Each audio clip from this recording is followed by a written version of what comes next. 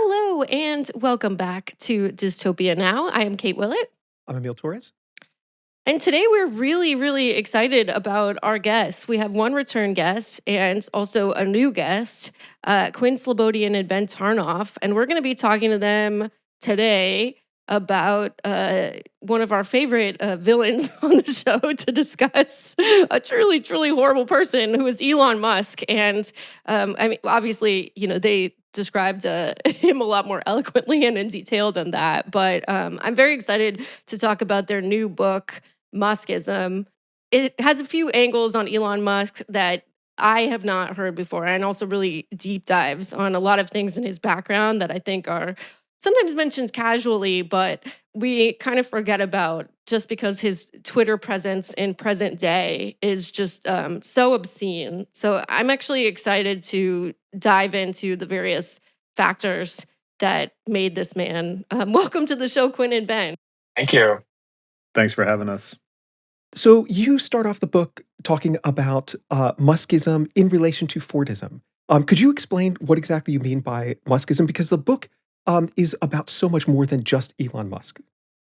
Yeah, absolutely. So this was kind of the thought experiment that initiated the book project. Quinn and I have been friends for many years and have read one another's work. But when we kind of sat down to think about whether we might be able to do a book together, this was kind of the question we asked ourselves at set the whole thing in motion, which was if you look at the concept of Fordism, this is an idea that observers and theorists of the last century developed by looking at the life and work of Henry Ford, looking at his autobiographies, looking at how he organized production in the factory, looking at how he governed the lives of his workers, and extrapolating a system from those ideas and practices, a system that encompassed not just how production could be organized, but how society outside of the factory could be organized. And particularly the definition of Fordism that's developed by a group of French social scientists in the 1970s really comes to categorize industrial capitalism of the 20th century, that Fordism equals mass production plus mass consumption. Mhm. So when Quinn and I were reflecting on the meaning of Musk, we knew we didn't want to do a book that felt very personalized, psychologized, that kind of descended into the detail of his relationship with his father and his alleged drug use, et cetera, et cetera. Mhm. We were curious about attempting to do something analogous to Ford and Fordism because Musk arguably does embody Mhm. capitalism of the present day in ways that are broadly comparable to Henry Ford of mid-century, last century.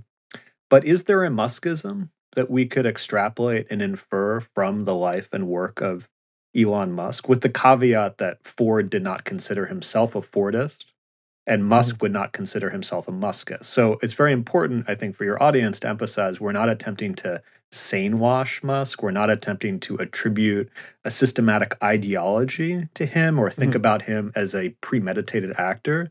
What we are trying to do is to zoom out and ask the question, are there themes? Are there through lines? Are there refrains across his life and work that maybe give us a little bit more purchase about the particular moment of political economy that we're in? Mhm. What are some of those themes? I think the way we set up the book is to kind of introduce one by one kind of modules of something that could be called Muskism. The interesting thing about the comparison is there are some things that are actually quite similar to Henry Ford's production model. One of those things is the model of vertical integration. So, trying to bring as much of production inside the walls of the firm as possible. Ford famously kind of owned everything internally from the mines where the ore came from all the way to the advertising offices and the insurance and marketing departments. Musk, even when this was deeply uncool, was kind of doing something similar already in the 2000s, trying to bring production in house of his rockets and of his electric vehicles. And in the long run, that's actually been one of his strengths and one of the things that people have admired about the Musk model. So there's something like that, the vertical integration, but then there's also his relationship to the state. So we talk in the book about state symbiosis. If there's anything we want to dispel right off the bat, is that he is a libertarian. It seems like a red herring in the case of Musk. He has always worked closely with the state and sought subsidies, backstops, contracts whenever possible. And in fact, most of his businesses have only been possible because of the way that they are built on top of publicly funded infrastructure and research breakthroughs. So there's that concept. Then the interesting thing is once he has managed to develop a service or a product that becomes integral to the function of governments, he is then able to, as we call it, sell back sovereignty as a service.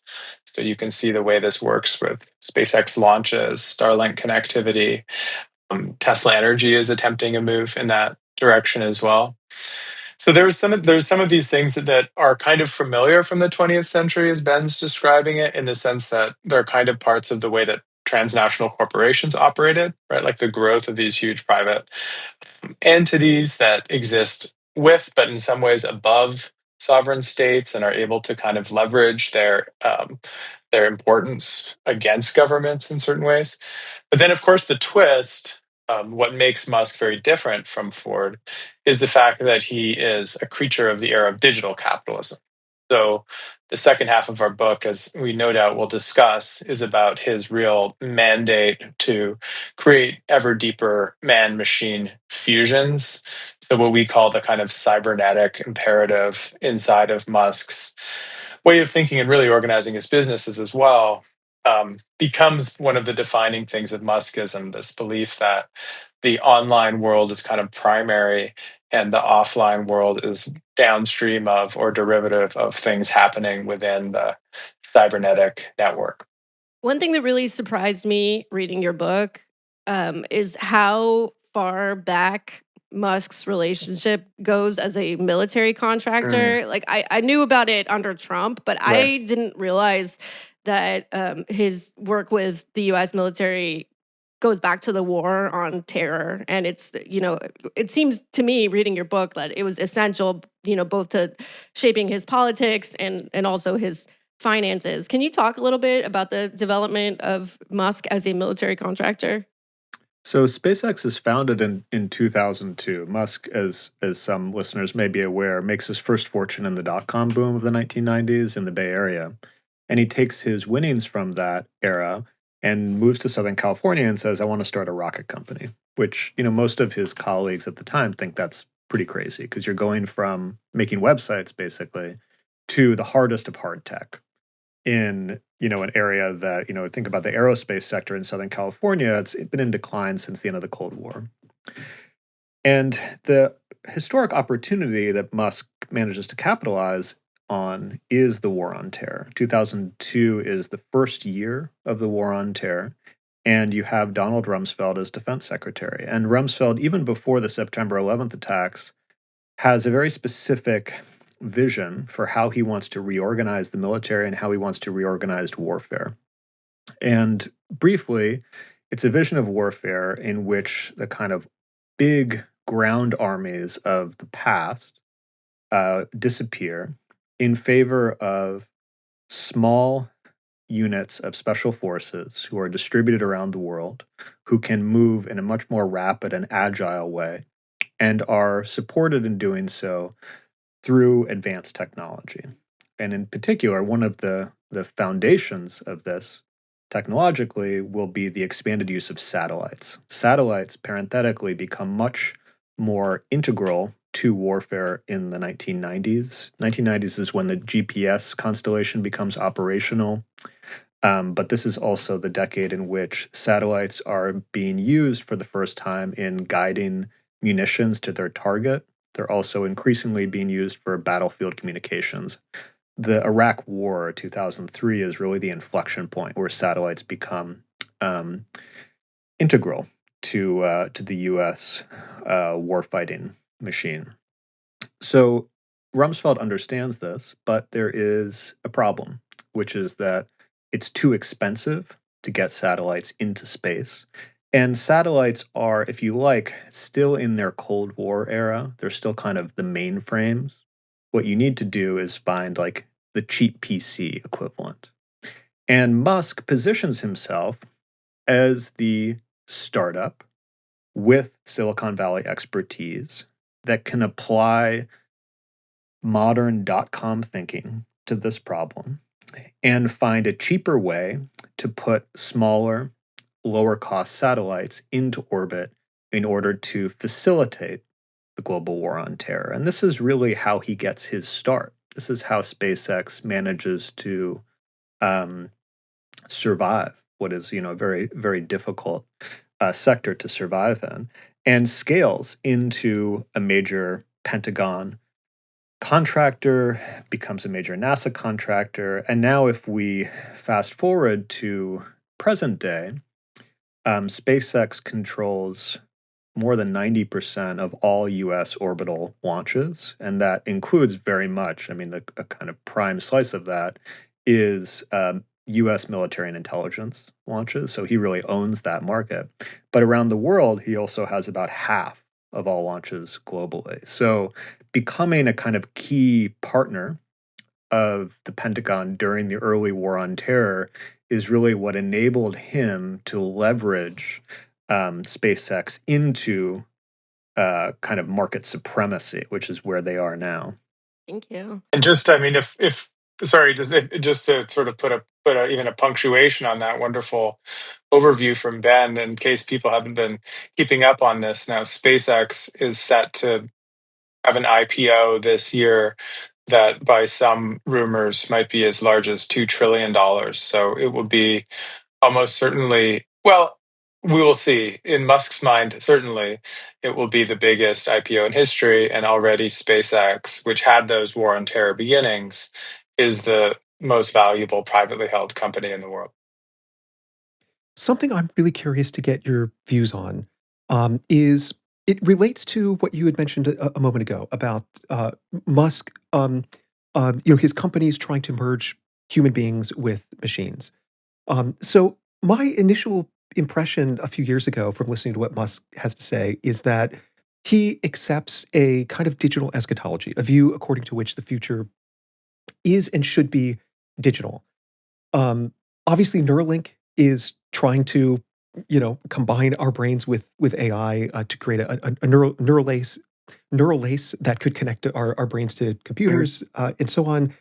And I have to say that over the past year or so, my interpretation of his view has changed.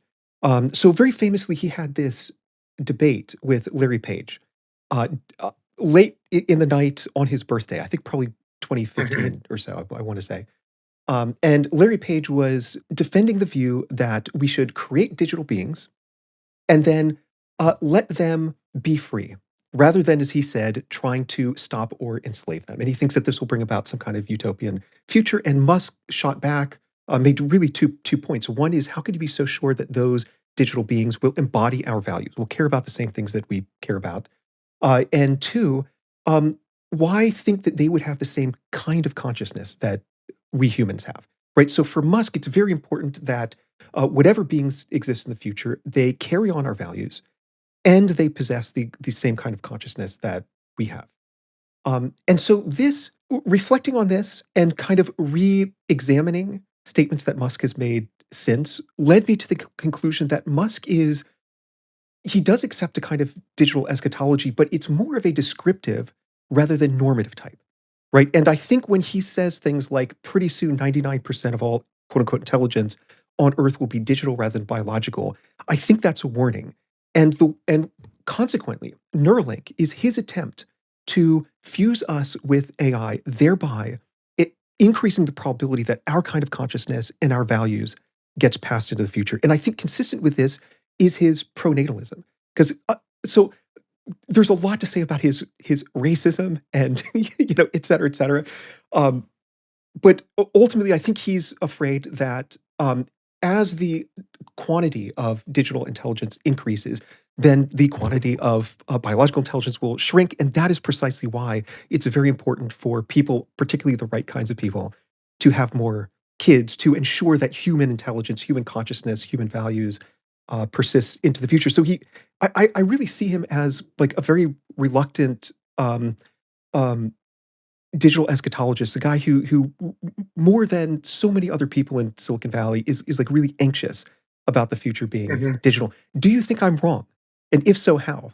Yeah, no, I think that I agree with a lot of what you said there.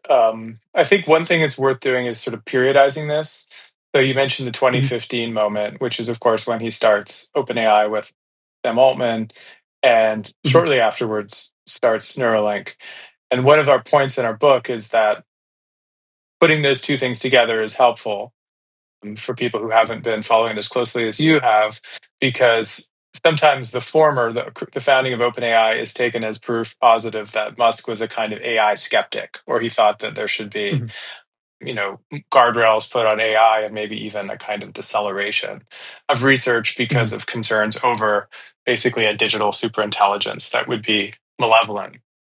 But if you put his statements in the kind of Ostromian AI safety moment alongside what he's saying about Neuralink almost immediately afterwards, you get a very different kind of a overtone, because there mhm, it seems to be combining offense with defense. So defensively, you take it slow on AI um, development, but then offensively, you do, as you said, by through brain computer interfaces, expanding the interface between the network and the human brain. Thus, as he saw it at mhm, that point, make sure that the human version of AI, the human machine symbiote that we've become, as he called it, will be able to kind of outpace the malevolent digital superintelligence. So that was, mhm, that's a kind of a snapshot of his discourse from about 2015 to 2019 or so. It's really in after the ChatGPT launch in November 2022 that the discourse really changes very quickly, and puts us mhm, into the present moment, where the argument there is not the primary concern is a digital superintelligence. It is a woke AI or woke LLM mhm, that has been infected with the training data of the internet of the 2000s, basically. So then the competition between OpenAI and Anthropic against his XAI alternative becomes indeed one that's like overlaid with these threats and fears. But the threats and fears, mhm, I think, in the moment we're still in now, are less about a fear of a digital uh, swamping of human augmented AI, and more that the problematic, overly progressive, woke mind virus infected human AI is the one that needs to now be combated, with all tools at his disposal.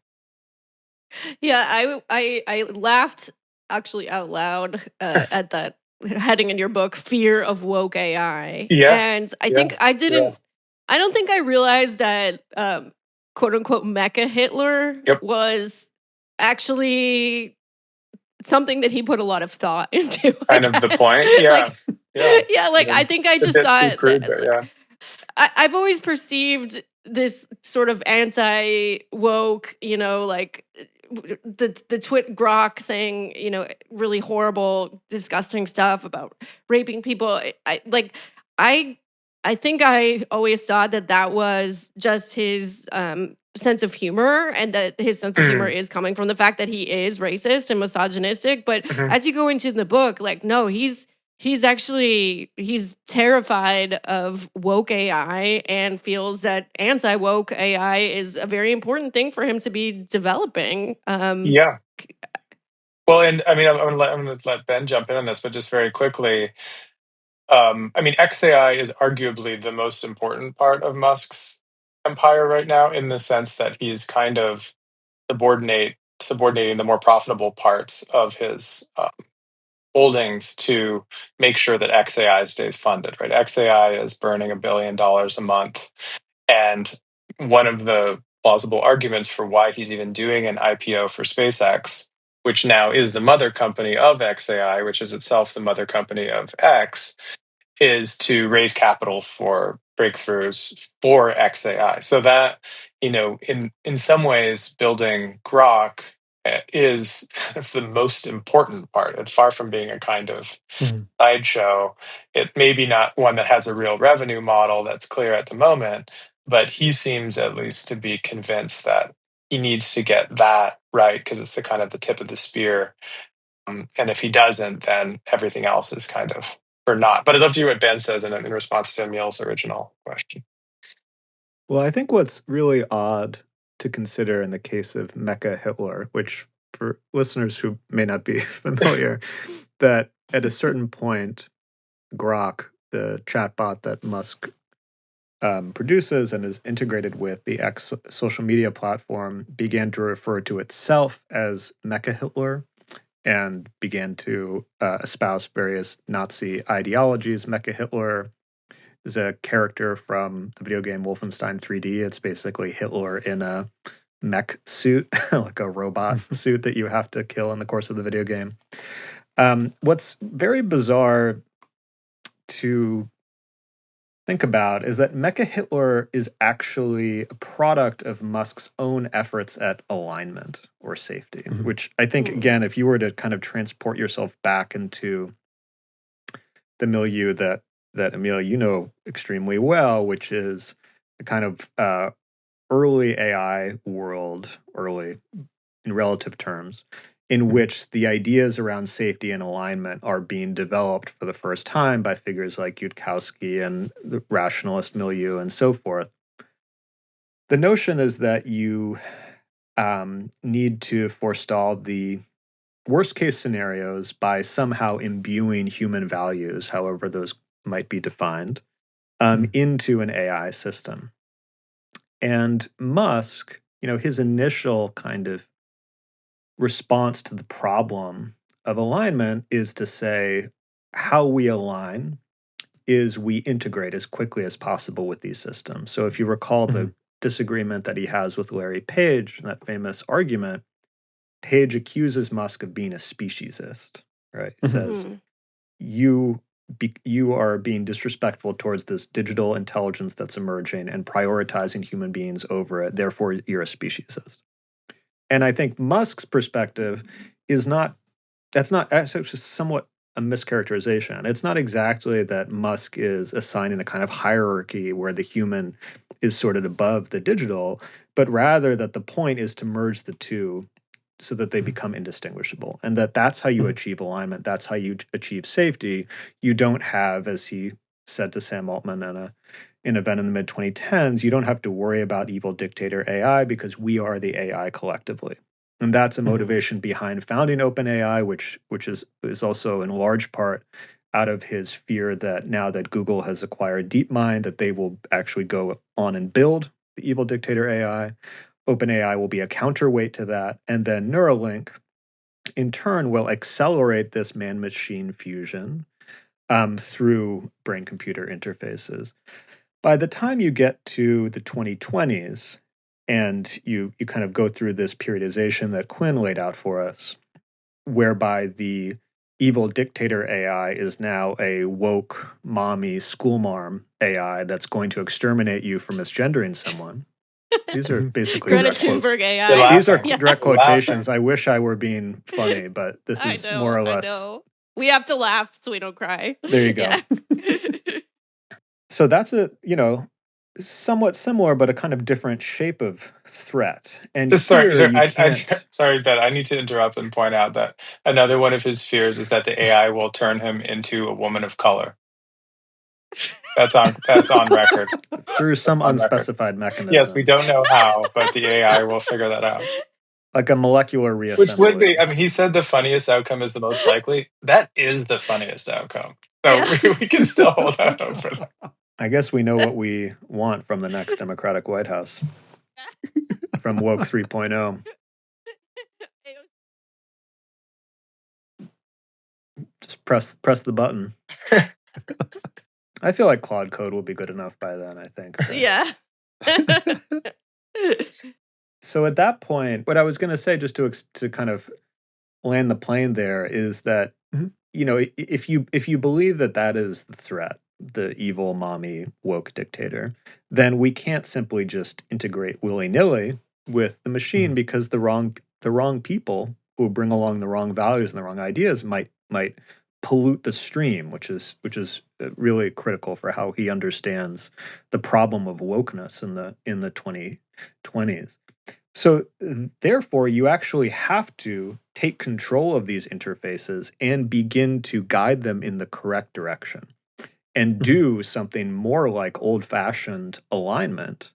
Mhm. And in the case of what produces Grok, I mean, one of the elements behind that is basically his post training, where he Mhm. has people who are looking through the outputs of Grok and functioning as political commissars that are trying to push the politics of the model to the right. In some cases, very crude ways, which is part of why Grok is so wild and erratic. It's not a very like smoothly functioning system. And there is this funny dance that we describe in the book where, when there are these kind of mecha Hitler outbursts, they try to pull it back, and Mhm. then it gets too woke, and then they make a change, and then it becomes Hitler again. So Mhm. he actually is struggling with aligning the LLM toward his politics in Yeah. ways that, if you think about the history of the alignment problem, it's kind of funny. It's like a classic case of the alignment problem. Well, he says It's that like he said. literally the Oh, go ahead, Kate.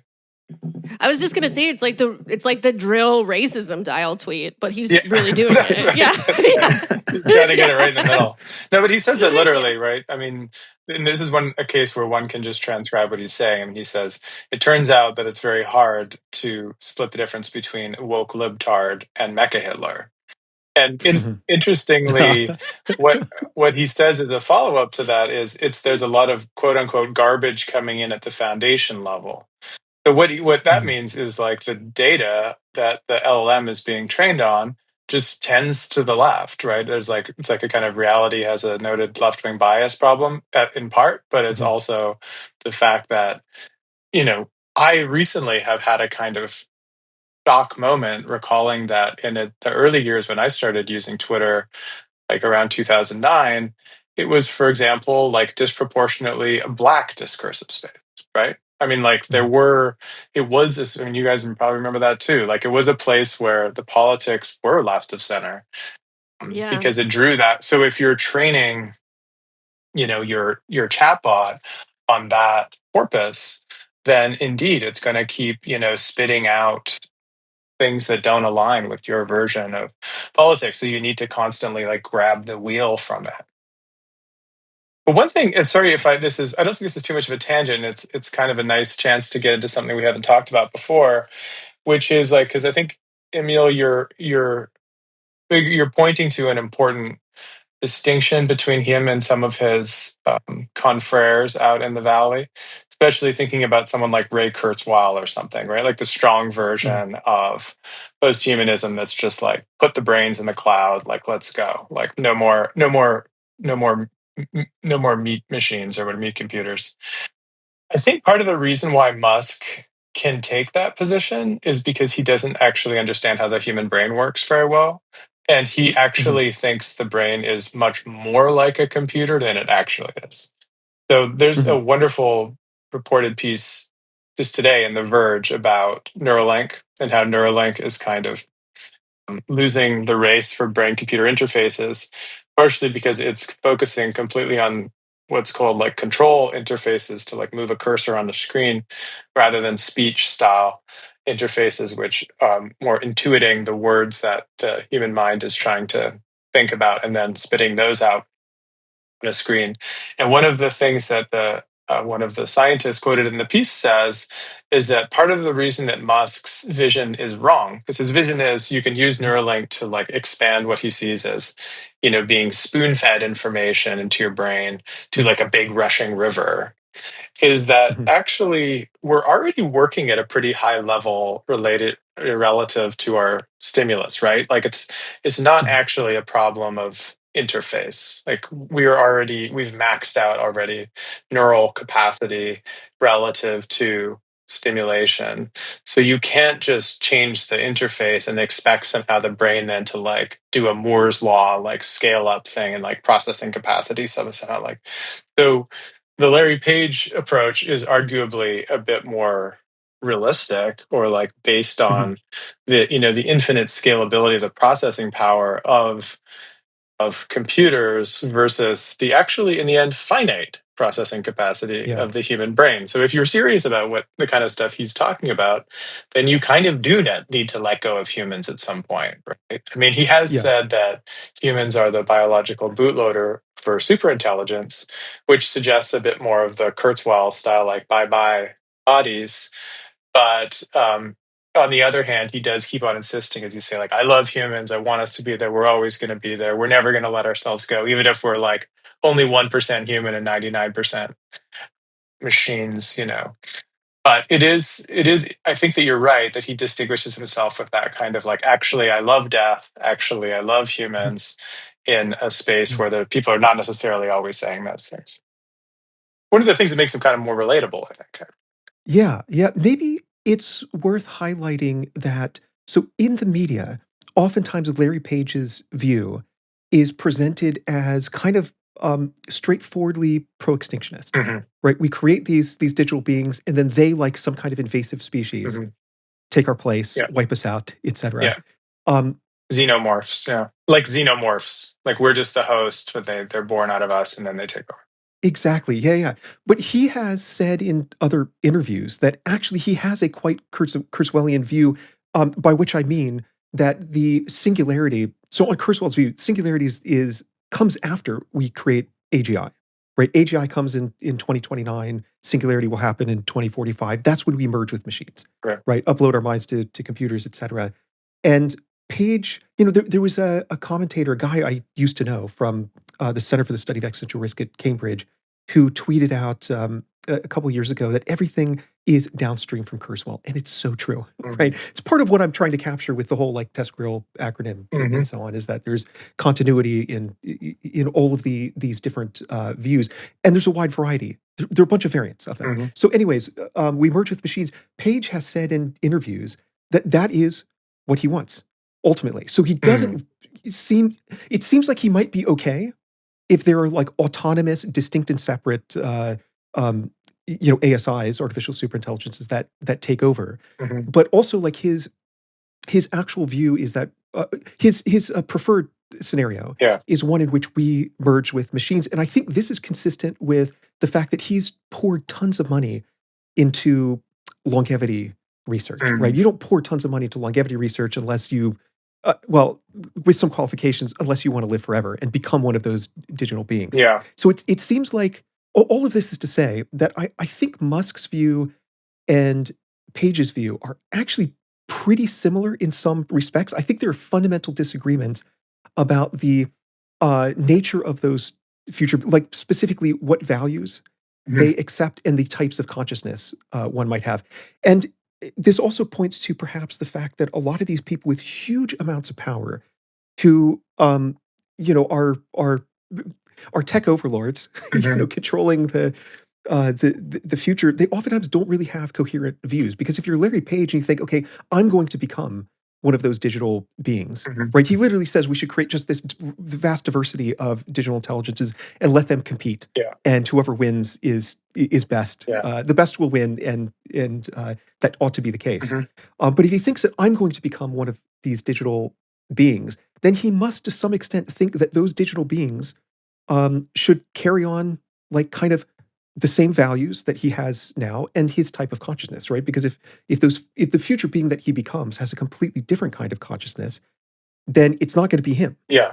right? So I hope I'm articulating this clear enough to say that like actually Musk's view and Page's view, they weirdly overlap Yeah. in all sorts of Well, so ways. that Yeah. actually gives a chance maybe to mention something that we tried to point out in our book too, which is that there's more of a continuity between like the Obama Page era and the Trump Musk era Mhm. than one might think. So quite literally, the U.S.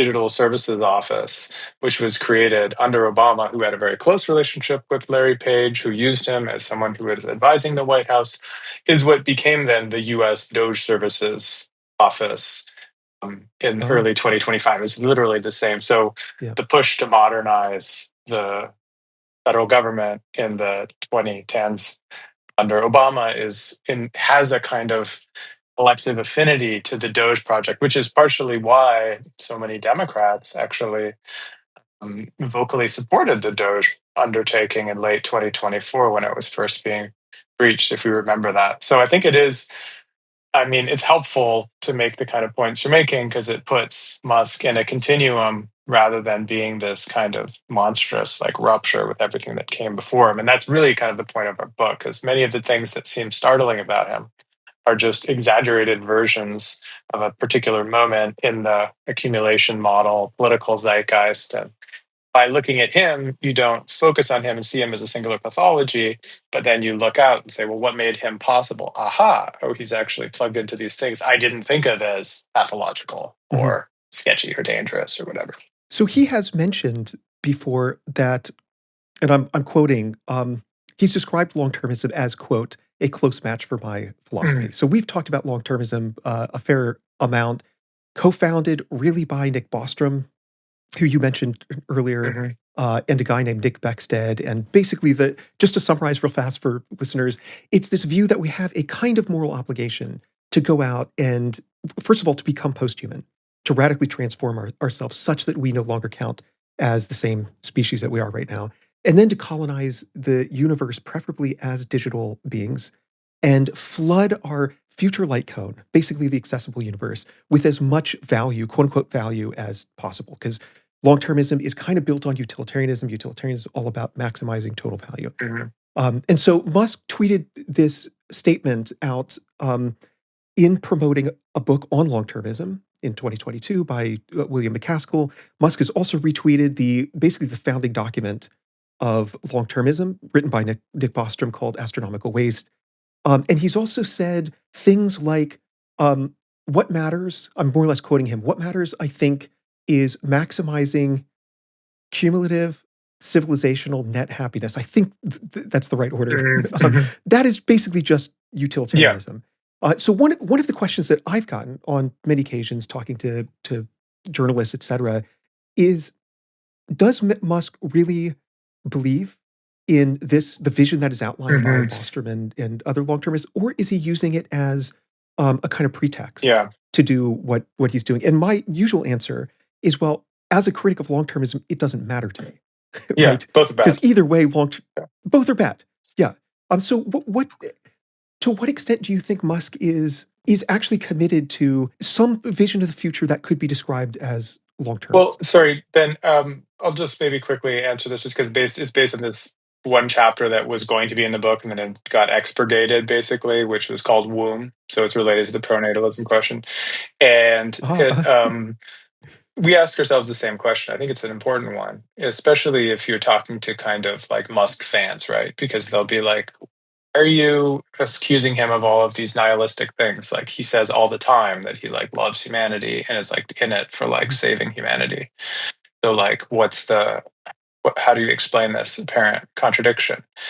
And the way that we wrote about it in that chapter, which didn't make it in, but I think it's a helpful way to think about it, is if you think about it in terms of scales, then indeed he occasionally, and more before than recently, will appeal to the scale of humanity or the world, mhm, the planet. But more recently, the scale has dropped down, right? So it seems like when you say humanity, who do you actually mean? Well, his attention to birth rates, for example, seems to be quite focused on particular kind of people's birth rates. So you can mhm. see him posting an image of birth rates globally, color coded, and it shows clearly that like sub-Saharan Africa still has, well above replacement rate, but he'll post it and say like, falling birth rates are a risk for humanity. But it shows on the the very map he's Yeah. just posted that actually a good chunk of humanity still has high birth rates. So it doesn't take a interpretive leap to say that it's actually some parts of the world that matter to him rather than May I add others. something real Sure. fast? I saw a tweet. I mentioned it on a previous episode. That was probably from, I want to say, maybe last year. And somebody mentioned that the percentage of white people Mhm. in the world is not very high. Yeah. I can't remember what the percentage is. Something like 7%. Mhm. I'm And not sure. Musk replied to it, and his response was, "And dropping fast." Yeah. Oh, yeah. No, but Which, yeah, he's much yeah, more explicit than that recently. He'll say, like, the shrinking portion of the white humanity is one of the biggest challenges for human civilization, something like along those lines. Right now, he's yeah, been even more yeah. direct in the last few months. But the point I think that we wanted to make was that even if you drop it down to like white Europeans and you think of him as like a pronatalist, as he's often described, then notably he proposes no policies that would actually lead to higher birth rates amongst like his preferred white European women. Like he never talks about like paid parental leave or like state funding of assisted reproductive technologies or anything that might actually lead to this. So when you ask yourself the question, whose fecundity has he, through his own practice, shown a kind of personal and literal investment? It is only his own, right? Then it's then Yeah. then it's quite literally just like sending his sperm in the mail to the preferred hosts of his children, and then having his family office manager oversee the raising of those spawn. Right? I mean, they're not even really his Mhm. children. So that gives the lie pretty quickly, I would say, to the Mhm. humanity category. That like that if you look at it through the lens of his actual practice, then you get closer to what, for example, in a very interesting post, like Simone and Malcolm Collins, the pronatalists, Oh who are yeah. now close to him, who I'm sure have come up on the podcast before. They had this thought experiment where they're like, what if one billionaire just reproduced, 10 children per generation and manage to keep up that pace, like across like whatever it is, 24 generations or something, that would equal almost the entire population of the world. Mhm. So this idea of a single bloodline is, I think, much closer to his actual beliefs than any kind of vague universalism when he says quite literally that empathy is the deepest human exploit and we need to not care about like other humans. So Yeah. I'm just like I'm still really stuck on sending his sperm in the mail. I feel like that has got to be the worst FedEx package oh my that God. anyone has ever received. Okay, so one thing I wanted to ask about, obviously throughout this conversation, there's a kind of consistent theme that Elon Musk is pretty racist, and in some ways, it's not surprising that he is, given that he grew up, believing that apartheid was a really good system.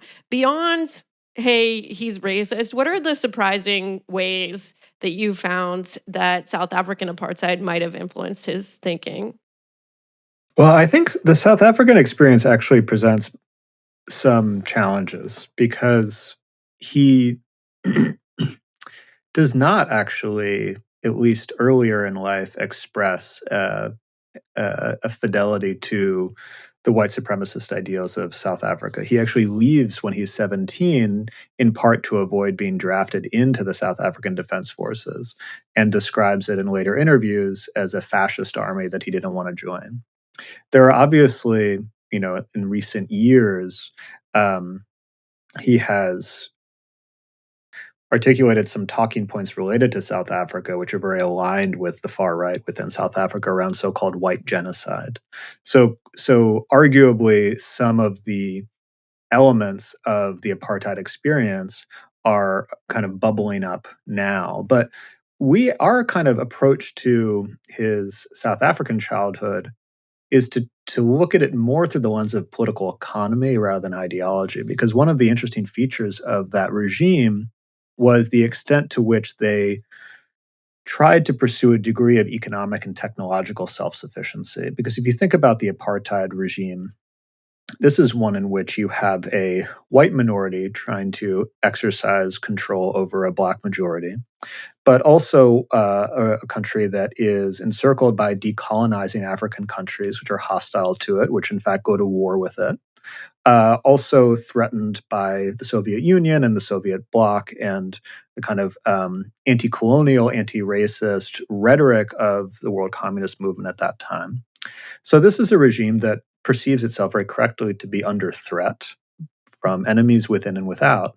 And one of the ways it tries to mitigate that threat is to, again, develop a degree of economic and technological self-sufficiency. Well, what does that mean concretely? It means obtaining licenses from companies like Ford so that they can build automobiles for the domestic market within the borders of the country. It also means getting help from American and Israeli scientists to build out a nuclear program and actually build an operational bomb by the early 1980s.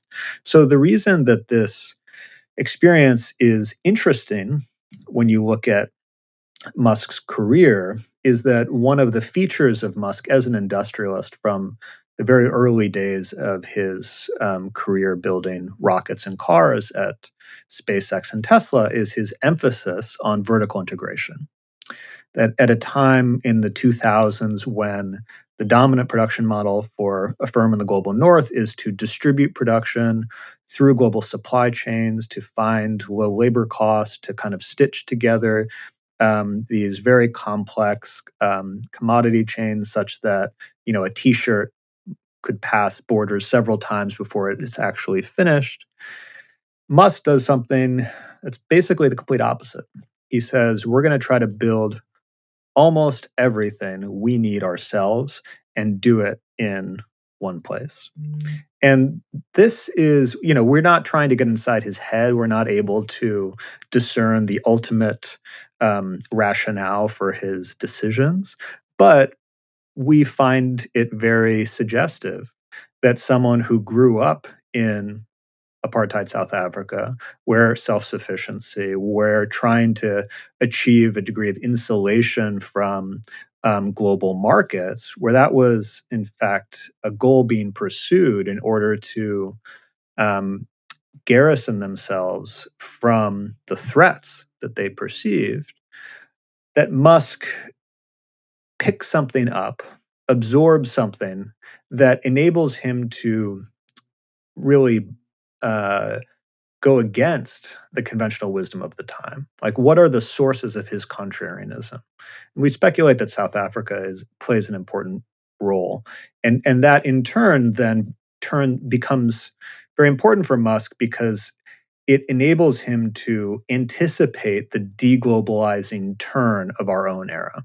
That by putting himself into that position where the factory is positioned not as a node in a global production network, but as an enclave, when you get to the supply chain shocks of the pandemic, increasing geopolitical instability, the Ukrainian conflict, and so forth, you have actually put yourself in a pretty good position because you were reshoring before it was cool. And now everyone's trying to catch up. In the book, we call that fortress futurism, the South African combination of high tech, self-strengthening, and a kind of militarized sense of constant low level or high level threat. What exactly is the connection between that and his state symbiosis Mm. approach? As opposed to like I think at some one point in the book you refer to like the state exit Mhm. view that I think people like Peter Thiel and the network state folks Mhm. advocate for. Does that question make sense? It does, yeah. I think the way that I think we would answer it is similar to the way we answered the pronatalism question, which is it's a question of scales. So one of the things that makes, I think, Muskism active or popular is that it can shift scales. So it can sell sovereignty or state capacity or certain policy goals like a green energy transition or internet connectivity through low Earth orbit to state Mhm. clients and has, right? Right. So sold a gigafactory to China, sold one to Germany, sells Starlink connectivity to states for military operations and for rural connections, but he can also sell it to individuals or households. And the interesting Mhm. thing about the way that he frames Tesla, for example, is not as a car company or even just as like a robot company or AI company, as he's now more likely to sell it, but as what he calls a Tesla ecosystem.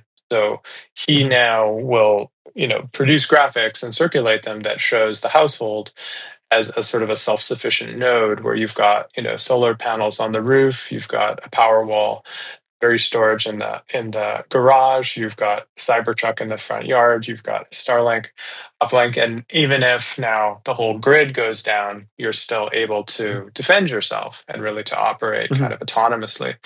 And we quote him at a Tesla shareholders meeting from a few years ago saying that they had a big snowstorm in Austin and he didn't quite have the setup perfected yet. And, they lost internet, they lost electricity. And he said, if you had the full Tesla ecosystem, then it'd be pretty good for the apocalypse. So he's already now selling, I think, at different scales, this vision of self-hardening. Sometimes it is more along the state symbiosis model. You're selling it to the government. You're getting backed up by the government. But at other times, it is, I think, a kind of preparation for potential, you know, decomposition of the usual infrastructures of security that one can rely on, which I think, one could say that starts to come close to a kind of a survivalist exitarian kind of model. Mhm. But I would say the difference is that with a Srinivasian or a Teal, or in the original kind of sovereign individual model, that exit was like proactive and willful, right? I mean, it's not like you were, gardening your area and waiting for the collapse. You were actually setting up shop in the Caribbean or in the South Pacific and Mhm. experimenting with different forms of polities.